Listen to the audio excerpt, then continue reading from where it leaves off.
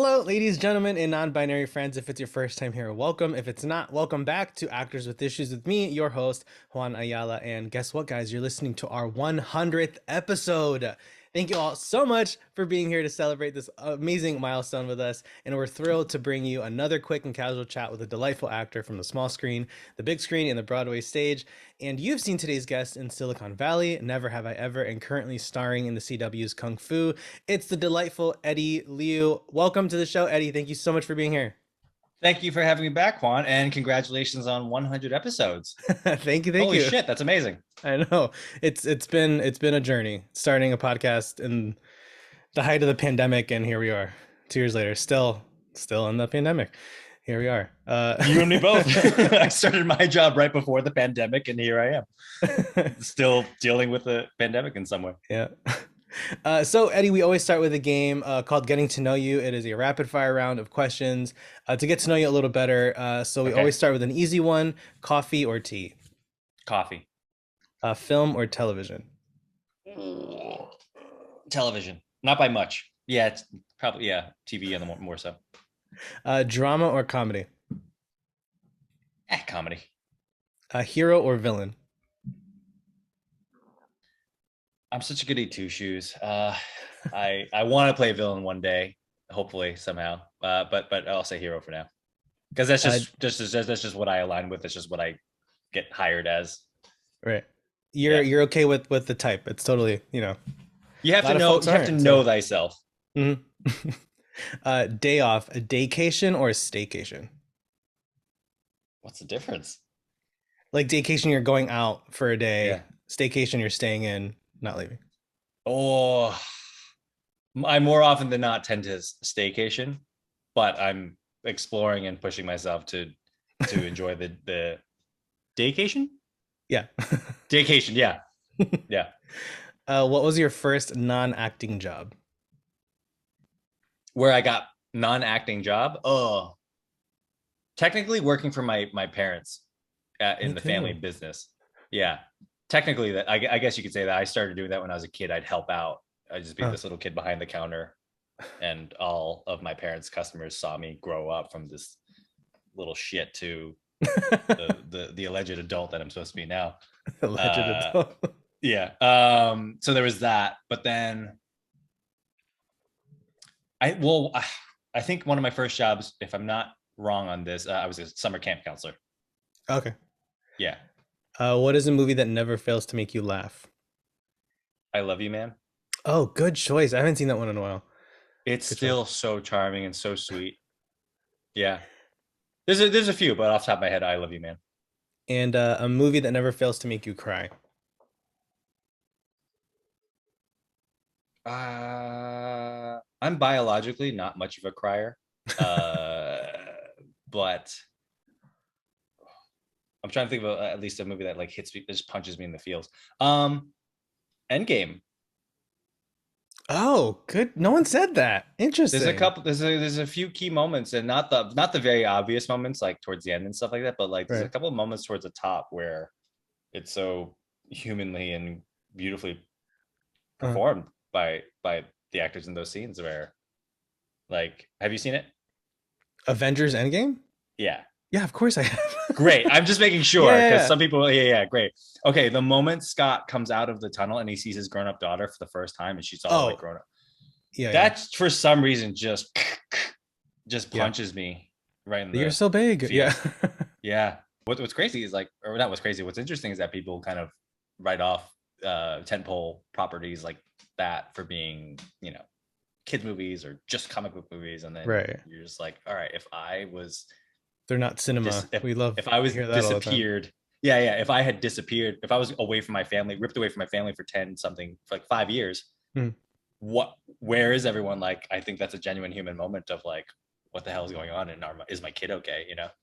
And last question. So describe your most memorable audition in 3 words, and memorable can mean good or bad. So that's up to you. I'll describe the one that I had for Kung Fu, actually. Fun, ease, and comfort or comfortable. Mhm. Yeah. And look at that, you end up booking, and we'll get into the journey of the show because I know that you guys started doing the pilot at one, right before COVID, and then you guys couldn't finish it, and but we'll get into that in a bit. But before Great. we do, so I read that you didn't major in theater or drama like lots of other actors, and that sort of came a little bit later for you. So, um, what was it about acting that sort of gauged your interest when you were in college? Uh, with the to skip over like this bunch of smaller stories strung together, I think at the crux of it was just really feeling like, oh, I'm allowed to play. Mm. You get paid to play most of the time. And then sometimes you kind of just have to stick with what the client wants, like, especially if you're in a commercial, job Mm. and like the account exec is sitting right there and they have like, no, we need them to hit the line like this to sell this product. You know what I mean? Like that, everything gets commercial to an extent. Everything eventually becomes a job. But I, I remember being on set for a local non-union commercial back in New York. And at the time I was still pretty much on track to, I was 2 weeks away from graduating with a degree in public relations. And I remember being on this set. It was late at night, in the middle of the night. We had to shoot in the store because that's when you can shoot, right? When the store is closed. Mm.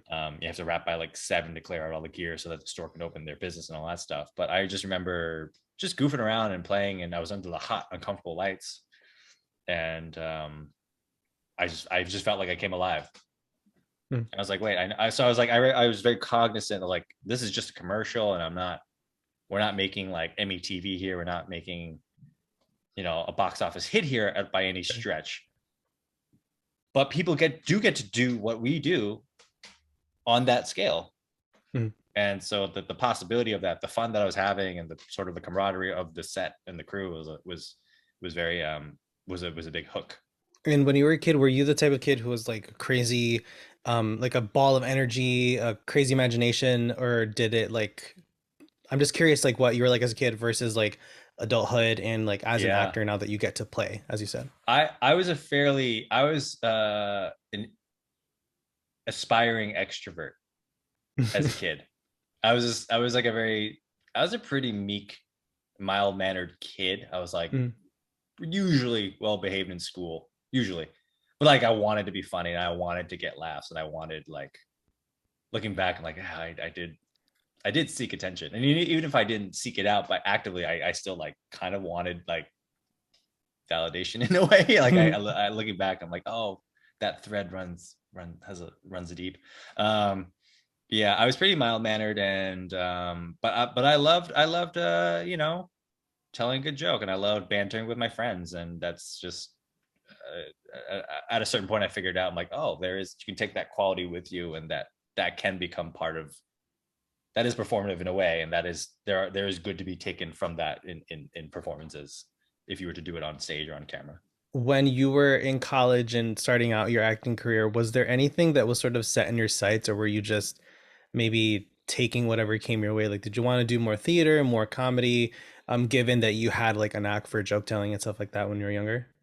Yeah, if I had more time as a kid, especially like in high school, and if I had like a cheerleader in my corner really pushing me, if I had some sort of mentor that could suss out and say, hey, I can tell that it looks like you secretly deep down want to try that stuff, go ahead, explore. I didn't know to do that. I there are times in my life, especially when I was younger, that I did kind of need someone to just kind of give me a gentle nudge in that direction that I was afraid to leap it. But I think if I had a free semester where I wasn't playing a sport or like involved in some club, I probably would have just, for shits and gigs, I would have just auditioned for like the fall play, and Mhm. I would have gotten stuck into the ensemble, or like, you know what I mean? Yeah. Because I couldn't act. I didn't really have much business actually like standing and delivering full on scenes, but I would have, I think my enthusiasm uh would have been a contribution to the group. I Mhm. would have just been happy to be there.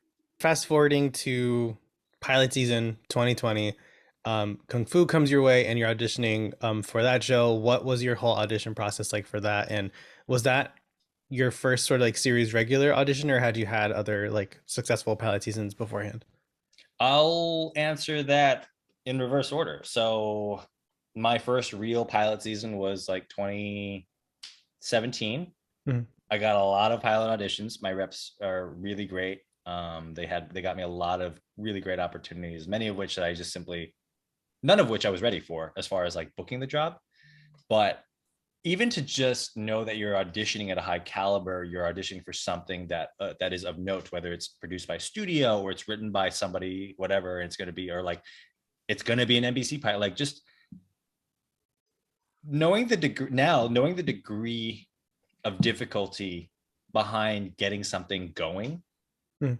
um, it it it's not like daunting, but it really makes you appreciate when you do see a good product in the end. Like if you went to the movies and you were like entertained, you could say that something held your attention and you were entertained for like 100 minutes.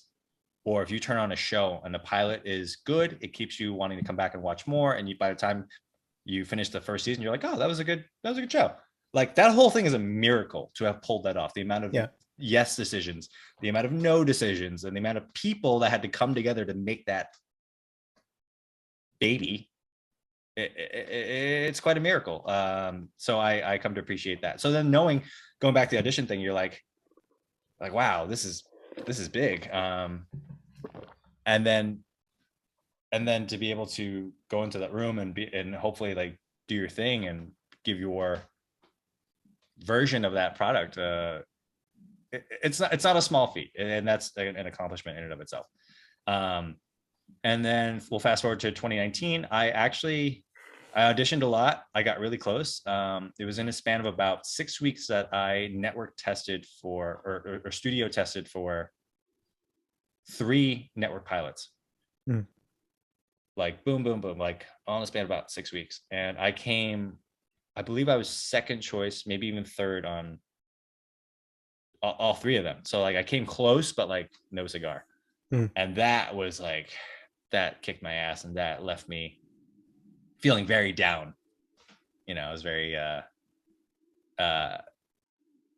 like disappointed, but Mm. also it's one of those things where the higher you climb on the ladder, when you fall, like it feels like the greater the fall. And what I had to do was do a lot of personal work and self-reflection and introspection on finally coming around and feeling like, oh, this is a win. Like you did good here. It doesn't feel like it just feels like you failed, or it feels like you lost, but you did good.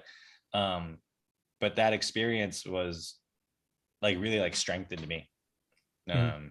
Even though I felt like I got my ass kicked and I had to like lose the chip on my shoulder. I had to do a lot of work where after getting over those, after that pilot season, I had to find my way back into having fun again. And, all these like insecure actor questions about, am I enough? Am I ready?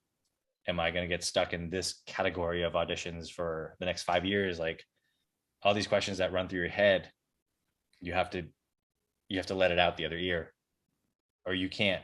Like it's human to have all these thoughts out of insecurity, but it's also our responsibility to process that in a healthy way. Um, and then so by the time that summer came around, after all those pilot auditions, I auditioned for Never Have I Ever. Mm. I felt very confident and very like I wasn't carrying this burden on my back by the time I was auditioning for that. I kind of went into it with a sense of ease, that word that I used before. Mm. And I had sort of cracked a new level within myself as far as like, oh, I can audition like this. I can operate like this. And then by the time I got to the Kung Fu pilot audition, there was a sense of ease. There was a sense of comfort because I was like, oh, I've done this. I've been in this. I've tested in this room. I've been in the president of television casting. Like I'm in his office with all these executives. I'm like, oh, this isn't so intimidating to me anymore. Mm. So it Like was just like working out in a gym and feeling like, I'm like, oh yeah, no, I put on, like, it felt like I was in like high school football. I was like, oh, I came back in the off season and then put on like 10 pounds of muscle is what it felt like. mm. I mean, like, what a feeling to have that, because like to sort of have finally felt familiar in that setting, and that sort of pressure is off. Because not to dismiss the accomplishment, but it feels a bit like, been there, done that. I've done this before. And also having that sort of confidence, like, how this goes, how it works. As amazing as a project might seem, like, okay, don't get too excited, don't get your hopes up, because again, how the system works and how the whole process is. And like you're saying before, whenever we're watching TV or film, like Lord knows how many millions or sometimes tens of millions of dollars go into pilots that no one ever watches. Yeah. So all of these things, all of these steps are such big wins, and I have to remind young actors of that constantly. That an audition is a win, because casting directors, especially online now through like Instagram and stuff like that, they've broken it down, the whole process. It's like for a two-line co-star on a network show, it's like over 5,000 submissions. If you're one of 20 people who got an audition, you just beat out 4,980 other people. Like that's a Yeah, huge win already. But it is. we're always looking beyond, like, well, I didn't book it. It's like, okay, what if you book it? Well, it's not recurring. Let's say you get recurring. Well, I didn't come bump to season regular. Like, come on, guys. Like, it's so There easy will to get lost in all always that. be a reason to complain and feel like you lack something. Mm, I could still do that if I wanted to in my position. And I'm in a position of privilege and employment. And I'm in a position of great privilege where I am now, like, and I have to remind myself of that. And some days you're dealing with work related obstacles or challenges, and that's just part of the job for anybody at any level. And so there's a lot of there's a lot of distractions that can detract from your mindset of like, oh wait, no, I'm good, like I'm healthy, like I drove to work, I had fun, I worked with people I love, I worked with people I like. mm, Like there's a lot to be grateful for there. And I'm talking about any job at any level. It's like to be able to audition, to be able to get good feedback, to be able to say you were pinned. These things are in fact wins. I was at the point where I didn't book anything for a good few years. mm, And that started to wear on me a little bit. And I know that my manager, she recognized that it was draining me a little bit. mm. Um, because I wasn't going out for co-star auditions anymore. Like my reps had we had kind of decided that they were going to submit me for guest stars and up only. And so I probably could have auditioned for a lot more co-stars. I did go on occasionally, especially if it was like, if they could sense that it was for like a big project, or it could be a recurring, or like it could be like a juicy co-star. Not booking for a while, like I said, wore on me a little bit. But in the meantime, the win there was a same crop of several major casting directors who kept calling me in over the years. Mm-hmm. And it took me a little while to step back and be like, wait, these people keep calling me. I don't book, but clearly the actor is doing something right if you keep getting called back. Ironically, the casting director, Jen Cooper, in her office, they called me in at least a dozen times over a period of a few years for their shows. Like they were doing Hawaii Five-0 and Scorpion and Magnum PI, those things like that. And I was like, as an actor in LA, you're kind of like, well, this is great. Like, look at these procedurals. Like they cast so many people, and there's a huge turnaround. They need a fairly good amount of actors every season and maybe every episode, right? Mm-hmm. And I'm like, look at me. I'm like, I could go shoot in Hawaii, right? Like that'd be cool, right? Right. But I didn't book anything for like about roughly a dozen auditions, and they kept bringing me back. They cast me in the Kung Fu pilot. There you go. So it goes to show, like, when it's right, it's right. Yeah. And I wasn't ready. And now clearly I wasn't ready for those other gigs that I did audition for, or somebody else was more ready. Hmm. It's very easy to make it about us and say, what was wrong with me? I failed. Yeah. It's also easy to point at somebody else and be like, oh, they didn't hire me. They overlooked me. And it's like, well, what about the person who did get it? What if they were just more right for it and more ready for it than you? Right. Yeah. Yeah, that's definitely been something that I've had to sort of learn and realize. Mind you, you can give actors advice all the time, but then you don't always take your own advice. So like I've had to tell, because online, especially on like Reddit or Facebook groups, there'll be like young actors who are like, this casting actor keeps calling me in, but I'm not booking. What am I doing wrong? And it's the complete opposite. It like you said, it's you're doing something right. You've left an impression. Maybe that role wasn't great. This one might be better. So they want to see what that looks like. And, for me, I think it was last year, last fall, I was still working my old jobs, and it was like last summer. Um, I had been called in for 4 roles on the same show within a span of 2 weeks. And Wow. and in my head, I was just like, what's happening? Like, are they just like throwing shit at the wall and seeing what sticks? And it's like, no, the other role wasn't the right one for you. They think this could be a better fit, so we'll go for that.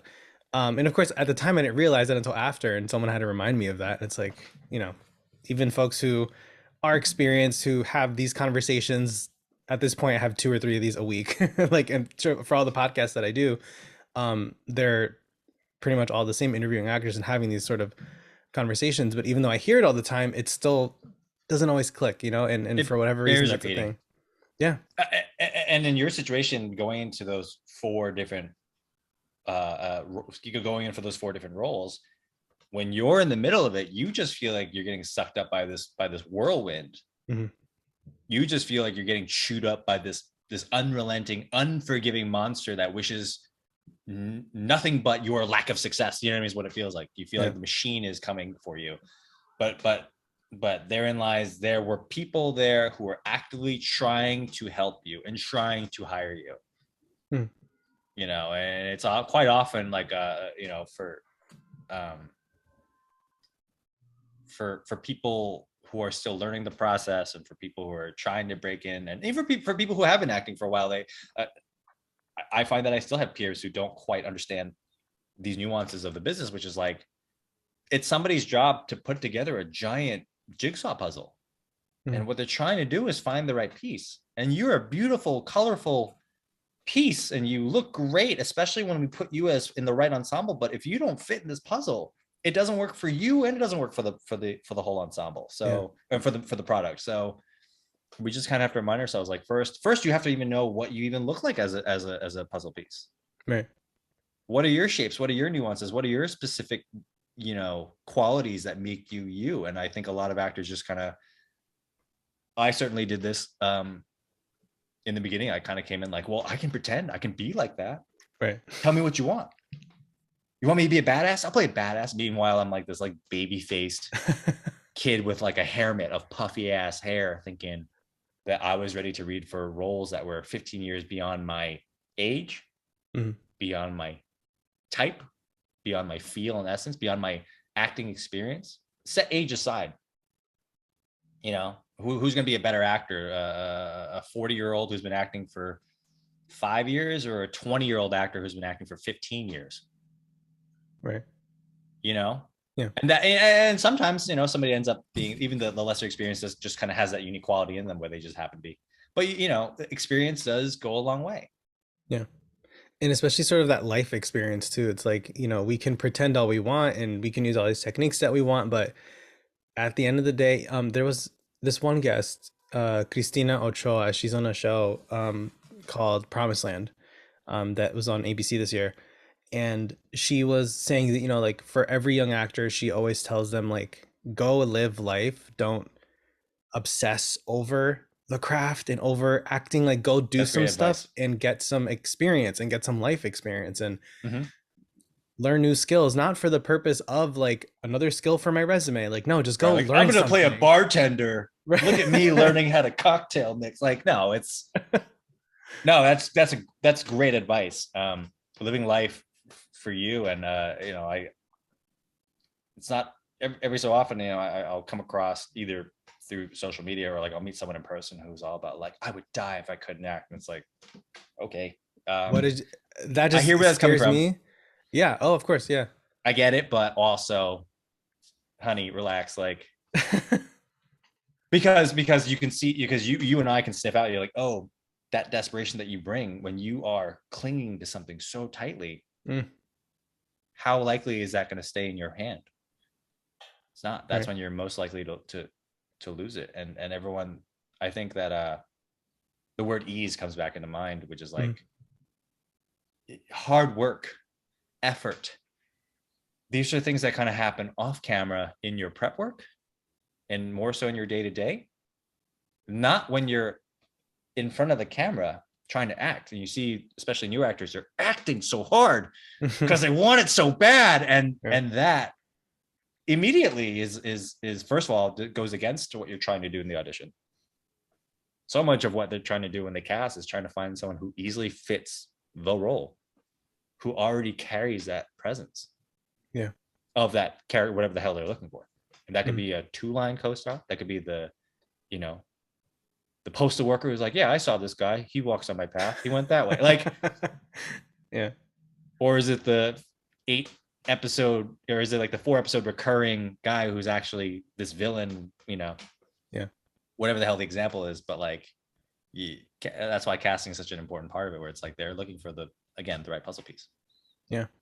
And it varies so much from show to show, and I realize it's hard not just for audiences to try and watch everything, but also actors. Like, I tell actors, you need to watch every pilot, like during, like in the fall, watch every pilot so the next time you get called in, like the essence of the show, because not there is no one size fits all approach to stuff. Sitcom acting is very different from like a single camera comedy, especially totally agree with that. Back in the days when it was like How I Met Your Mother versus The Office, two very different styles of comedy. But just being, they're both comedy, half-hour comedy, but like how are we dressing it up and all that stuff? I think some people, I've heard some people be like, like, fuck tone, like acting is acting, you got to be honest and truthful no matter what. And I'm like, yeah, but the way you act in Succession, which is a drama, is going to be a little different from the way you act in The Walking Dead, also a drama. Right. One's fast, one's quick, one's like everything happening like a New York minute. The other is slow, heavy, hot. And that's something that you have to pick up on. Like, those nuances are what you have to pick up on when you do sit down and watch, and you have to you have to see what the world is on the screen in the product. And then when you come into audition as a guest or whatever, even as a day player, like, you have to know how to keep delivering that world. Unless it says like that your character specifically brings a new energy and it's something different that we haven't seen before. Right. Then you have to be a good detective and suss that out as well. Yeah. And I just want to circle back to Kung Fu and talk about that whole experience, because I mean, that was a process, because as you said before, you guys casting was pre-COVID, filming the pilot started pre-COVID, and then the pandemic happened. You guys couldn't finish the pilot, and it was sort of up in the air. Like, is this getting made? Is this going to go to season? Is there enough to show, the network and all of that? So what was that whole thing like? What was going through your head during that time? It was pretty crazy. The one part that was like calm and on the, dare I say, easier side of things was just my corner of auditioning. Ironically, when I first saw The Appointment, I think it was my first pilot of that season. So I mentally was fully ready to audition for this, like go in, not get it, and keep auditioning for and go deep into pilot season, and like mentally getting ready, like, hey, maybe I can test, maybe there's something right for me, maybe there's nothing right for me this season. I just didn't know. And then I get the email appointment that says Kung Fu reboot on the CW, and I was like, what was my immediate reaction? And then I read it, and I was like, okay, we have something special here, and I see what's happening here. I also, and then when I did recognize that, I was also like, I don't think I'm gonna get this. So I very much went into it. I'm like, they're gonna offer it to some more established, or they're gonna not even more, but just they're gonna offer to an established Asian dude actor who's probably gonna be like a friend of a friend or like a friend of mine. Like, I was fully prepared to hear one of my friends get it instead of me. And then I tested, and then I waited about a week later while they were casting the other roles, like the lead and the lead's siblings on the show. And then we all caught up with each other. And then 2 weeks later, after my audition, we all met up at the CW at the network, and we all tested there. And it was just very exciting, because in that room, we're like, holy crap, it's a room full of Asian people, like, for a network pilot. Like, that's very special. Like, I'd never seen that before, not since maybe the year before, where we were testing for something else. I was like an Asian led show, but like this had a different feel to it. And then when we did find the talent, like at that, while we were testing, the parents had been cast, like Tai Ma and, you know, King Hua Tan had been cast, and we're like, holy crap, now we need to get in the show. And then we get to Vancouver, and it just felt so right, you know, like all these people with shared experience, and we're kind of like geeking out over our similar but also very unique, different backgrounds within being Chinese. Because there's many different ways to be Chinese, you know, many different ways to be Asian and Asian American, and it was so much. It was joyous to talk about that and get into it.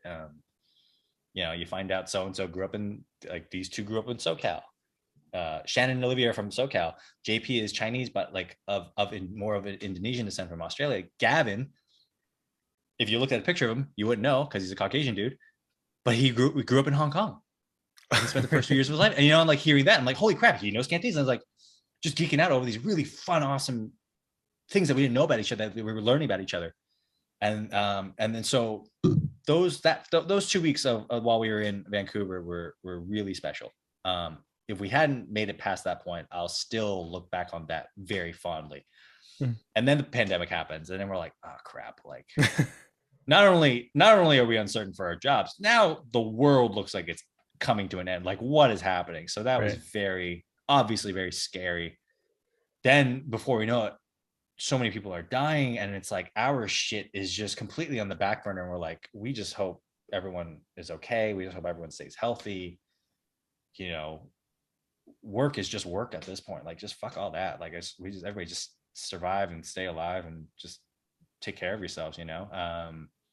And then through a lot of good fortune and some weird feeling of, like, you know, destiny, we did get picked up. Oddly enough, this is crazy. We didn't finish the pilot, so we only had 5 days of footage ish, and we created a sizzle reel out of that.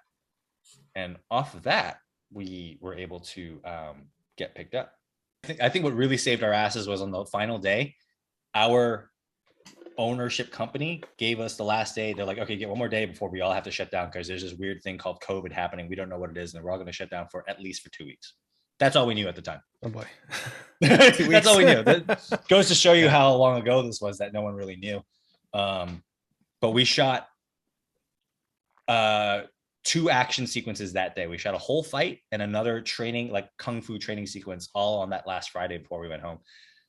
Another thing that we did that worked out really well to our favor, which ended up being one of the high points of the show, one of the favorite aspects about the show, is we did like this, like, it kind of, how do I describe it? I don't know what the technical term is called, but it looked like a fashion runway walk where they had like giant flashing lights, and we all dressed up as our characters, and we were walking down towards the camera, and like it felt like we were posing. We felt like idiots because, like, we're not like model type people, except Tony. He knows what he's doing, but the rest of us felt very awkward, and we didn't know what we were supposed to do. Like, we're not talking, we're just having moments of, like, and they'd be like, okay, now look like a family, now laugh like you're joking together, okay, now look serious, okay, you two are going to be the love triangle, so like kind of have like a stare down. And like Gavin and I are like, what you know, like, what do we do? It's so awkward. And yet through all that awkwardness, we still were able to sort of shine on these characters' relationships with each other. And the network and the execs loved that. To this day, like I said, one of the strongest points of the show are these relationships between these people, especially between the nuclear family. And that's what you see carry through. That's like the heart of the show. Yeah, through all that fantastical, like, martial arts and kung fu epic drama stuff, like, at the heart of it is still like this, like, story about, you know, family and connection. Yeah. And Lord knows that during that time, that's exactly what we were looking for. It was sort of that sense of familiarity, of family, of, and, you know, because so much of, especially on the CW, not to, you know, don't talk them at all, because I still watch like everything on the CW. I grew up with like the WB before it was even the CW, so it's like, you know, Smallville and all those shows back then. Did you watch Buffy? Oh, of course. Yeah. Would you do you I don't know, sometimes we feel like there's a bit of a, I've heard people say that there's a comparison between our show and Buffy. I mean, for one, our characters congregate in a library to figure out a magical mystery and how to defeat a bad guy. You know what I mean? Like, there's that parallel already. Yeah, I mean that's a good. I've never thought of that, but if you sort of look at like the bare bones of it, yeah, it's because again there is that sense of it's not just a vampire show. It's not like it's not the Walking Dead. It's like a zombie show. It's like there is that sense of friendship and all of that. That's still all like a through line. People were invested in the characters, not just the action or the genre or the Right. concept, which is totally the case with Kung Fu. People, I mean, you guys got a second season, so and you guys are in the middle of it right now, so congrats. Because Thank you. Lord knows so many things get canceled sadly these days after just one. Um, Yeah. Especially during COVID, people were very picky about what they were watching, especially Yeah. with crazy hits like like Bridgerton and Squid Game and all of these shows that like took over headlines for like weeks on end. Hmm. Um, but yeah, um, so with Kung Fu, I'm curious if you felt that there were any differences going from season one to season two. Whether it was like on set with the story, did it feel like you had the summer off and coming back to school? Did it feel like there were any changes Yeah. creatively, scale wise? What did that all feel like? Yeah, definitely. All of those things we did feel the difference. It felt like we were freshmen the first year. Mhm. Like everything looks so big. Like we feel like short and like wow, we're like bright eyed and bushy tailed, and you're scared. You're like almost kind of scared to screw up. You don't want to be the one to make a huge mistake. Like, oh my god, I'm so sorry, I forgot my line. And second scene is like, what's my line? What? But really, what that comes out of is like there was a comfort built in where we felt like sophomores. We had picked up pretty much right where we left off. There was like the first day or two I came back, I was kind of like, I forgot how to act. How do I do this? Where? Um, but it was like getting the family back together and getting the band back together, and some personnel had changed behind the camera, just because we had a bit of a long hiatus, and um, people had to find other work opportunities. Mm, But there was still a core of crew that had come back to work on the show, and so there was a strong sense of familiarity and picking up where we had left off. And then story wise, everything got bigger and more magical and a little bit more a little darker and a little bit even, and then you'll see throughout as the season plays out, it's going to get a little even like weirder in a fun way. And then the action leveled up for sure. um but like I said, the family dynamic, I think mm. our network recognized therein lies the strengths. So I love that we get to play that up even more, especially with like you know what we have nicknamed the Scooby Gang, or the Gen Kids, like the Shooby Gang. Yeah. Like seeing them intermingle and tackle different parts of the mystery or different shenanigans every week is so fun. Like it's fun for us to play.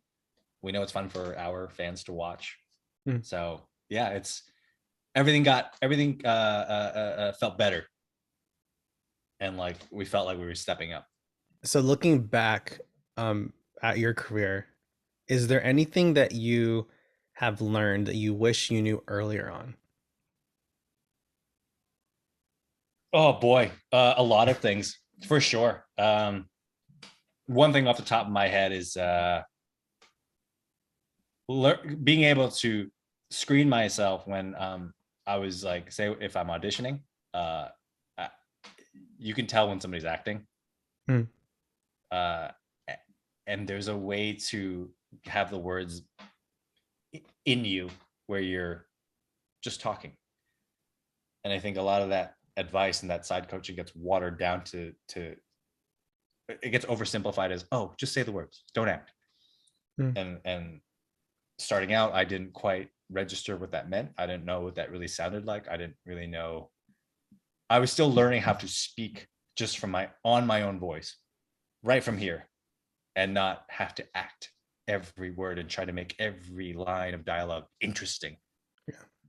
You know, it's kind of like when I started the fight training for the show, we were talking about the different styles of what it is to throw a punch that looks strong. So I can muscle it every which way through, and I can squeeze and tense up my entire body. One, that doesn't look natural. Two, is it even in line with my character? Not mine. Mhm. If I'm fighting a henchman who has to look less proficient than I am, they could do that. And then you're like, okay, well, what looks stronger? The guy who goes like this the whole way through the whole punch, or the guy who does this, boom, and takes down a big guy? Right. Option B makes you look stronger, right? And so that's kind of what you would want to learn to do with dialogue when you're saying it. If an actor is angry, if the character is angry, are you just scrunching your face the whole time and playing your idea of anger? Or are you just looking someone dead in the eyes and living it and just having it? You know what I mean? So I guess it's the question of like, we'll use strength as the example.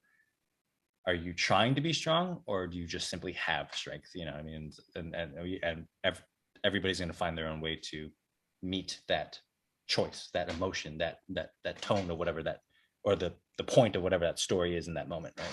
And that's something I had to learn early on, is like knowing yourself, knowing what you sound like when you're feeling XYZ. I think in general, just learning how to audition better. Oh yeah. Learning that there's a tangible approach to auditioning. There's a way to approach material and break down material, and to execute the material in an audition setting. So I'm even just when it comes to like self tapes, like I'm way better now. Like I know I can direct.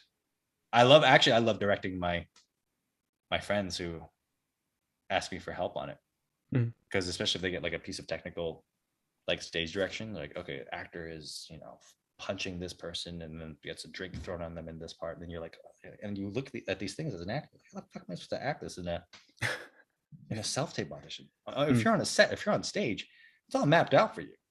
And you have scene partners there making it happen. You have somebody throwing a punch, and you have someone like throwing something, you know what I mean? Like, so, but you have to find ways to give yourself that sensation of reality in something like an audition. And then treating an audition like your close-up coverage, and finding ways to not act so hard. So even if it means like, if I'm typing at a laptop, you can hold your phone and do this. But if you can't do that, it has to be, if you're reading for like a procedural where you're the guy in the chair, that's your job is to look at a giant ass monitor and be like, okay, he's going down Fifth Street and he's got this and he's carrying the bomb, and you have to do that, and you have to make it look effortless, because that's what these people do. They make it look effortless. Okay, well, I can't touch a laptop. So then what do? Like, do something like put your fingers, put it on your thighs, like on your knees, and then do this feeling on your thighs. So now you're not doing this thing. Now you don't see cat paws in the tape. But now what you're seeing is, you can't tell, but I'm like, you can't see what I'm doing right now with my fingers, but I'm acting like I'm typing, and now it kind of looks like I'm looking at a screen and working, right? That doesn't require acting. It's just finding ways to I'm literally grounding my body and giving myself something slightly tangible to do. It's minor. So like, that's what I mean by creating a sensation of reality or realism, so that you don't have to act unnecessarily. You don't have to mime. Right. Because I know that shit takes me out. Yeah, absolutely. Because, so much of what we see with acting is so different from what it was, not even 50 years ago, like 20 years ago. Like the style of acting and how everything is, like, so much of television, even if it's a show like Kung Fu that's like a bit mystical and like that, it's still like the approach, the storytelling is still grounded and character driven. It's not always like over the top. It's not like some theater, but even theater is changing. Musicals used to be these huge spectacles. Now you have shows like Dear Evan Hansen that are about like small storytelling, real people, real issues. Like, so much of it has changed, and like being able to adjust to that is so important, because sadly, a lot of, I don't like saying like amateur actors, because it's like you're either an actor or you're not, but inexperienced actors, let's say, or younger actors, they will have this mentality of like, sort of like my way or the highway, but like they just don't take direction well all the time, especially when you're for the last 2 years you've been doing tapes yourself and you don't get that feedback, or that, and you don't have anybody directing your self tape. So then when you get on set, you're like, wait, I only rehearsed it the one way, the one speed, the one tone. How do I? And I've seen actors not be able to pivot. I've struggled with that on set. I think a really great asset, especially talking back to the point of like, what did I wish I knew sooner? This is, I've accepted that this will be a forever ongoing thing, which is that the ability to turn on a dime, that will be one of your greatest assets. The ability to in an audition, when a casting director gives you a note, said, oh, that was great, we got that option, let's try a little bit more like that, especially at that moment, play that part up a little bit and emphasize that, like really do this with that line and that part. And in that moment, if you're like me, you're just kind of like, you're like, I don't even know what I did in the first time. Okay, let me try what you did. What you just, let me just try the feedback you're giving me now. I don't know what the fuck I just did. I don't know what to change to. Right. Yeah. That stuff comes with experience. But then when you're on set, then director says, hey, okay, we got that version. It looks great. Let's play with the scene. Let's massage it a little bit. And then not being able to take direction is I have felt that on set, and it sucks because it feels like I'm swimming in concrete, where I'm just like, I've lost sense of what I'm doing. And that can get in your way. And that could make the difference between, I don't want to put pressure on the people who are like, I'm just trying to get an under 5 role. I'm just trying to get a one-day guest star role. But there are times when you come in for just a small little role, but then they love your ability to take direction on the day. They loved your ability to bring what you were given, just what you were given, and bring it to life in the way that fit the entire puzzle. And that can lead to people being brought back, especially if you're a pro and you're respectful and you're kind and you're easy to work with.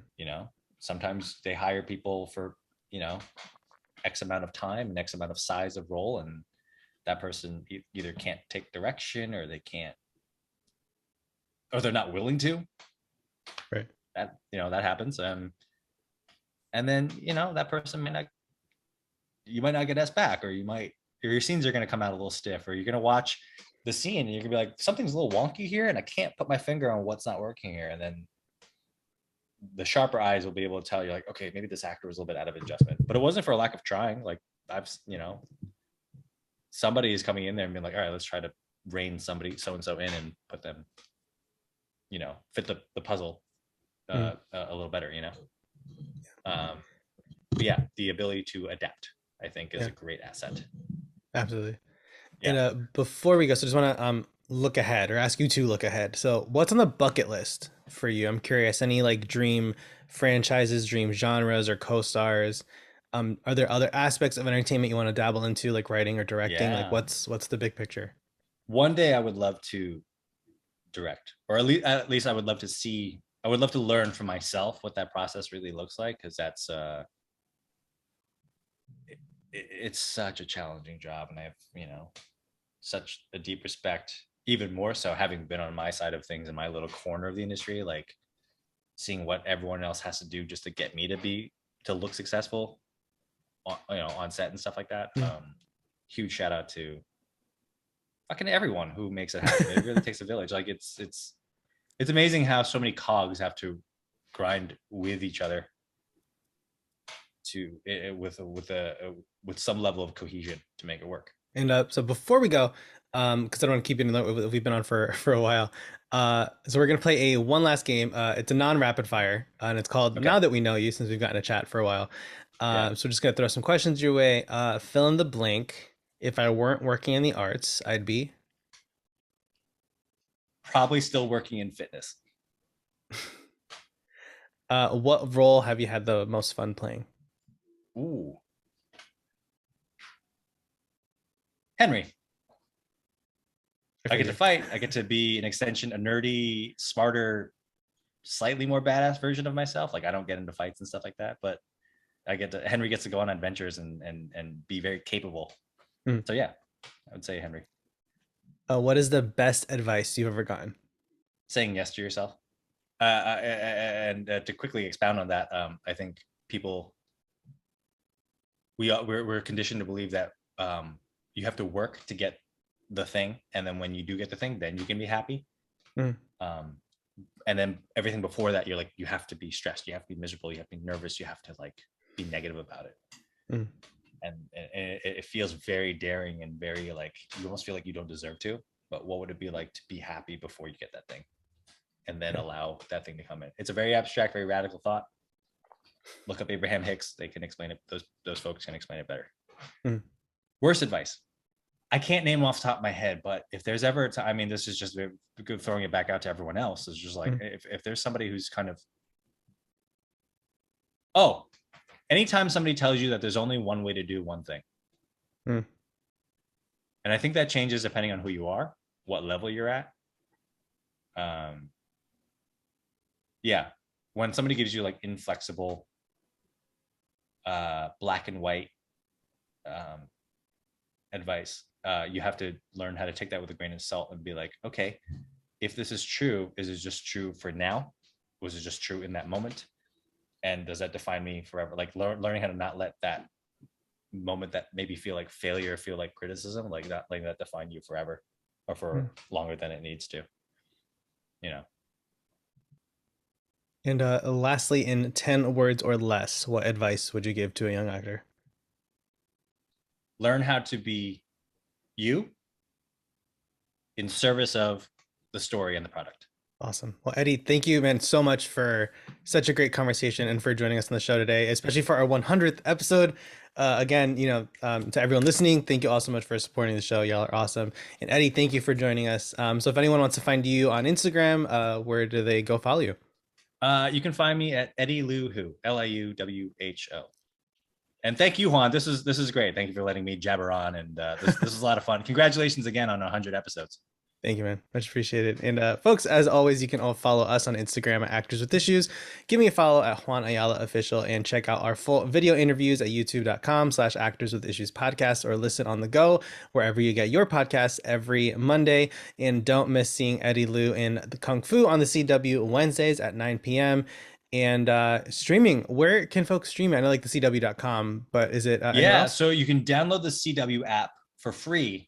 And after episodes air, the following day that they air, you'll be able to watch it for free. And then season one in its entirety is currently on HBO Max.